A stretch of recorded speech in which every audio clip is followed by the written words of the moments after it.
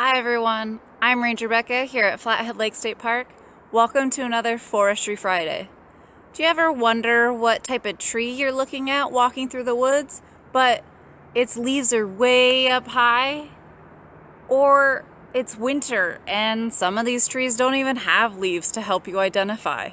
So many tree experts, like foresters, use a number of different tree characteristics to identify trees, including their bark.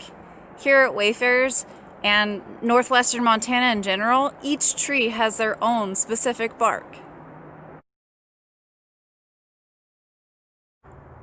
Douglas fir bark is thick and deeply furrowed. Color is gray to brown, and it's usually brown at the bottom of the furrows. The bark of the ponderosa pine is the most striking and distinctive characteristic of this pine, with flat red or yellow plates shaped like pieces of a jigsaw puzzle. The bark tends to be more colorful on older trees, and if you happen to be in the woods in the summertime, the bark smells like vanilla.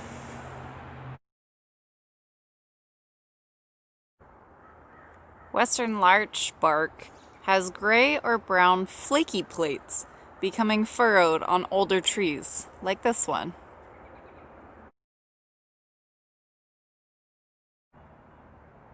Small grand fir trees have smooth gray bark with resin blisters, while some larger trees or larger portions of the grand fir tree break out into flat ridges and narrow furrows.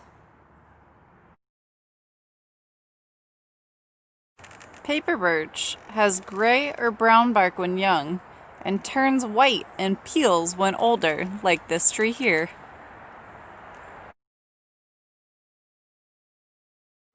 The bark of a cottonwood is smooth and white at first and becomes gray and furrowed. This tree here is an excellent example.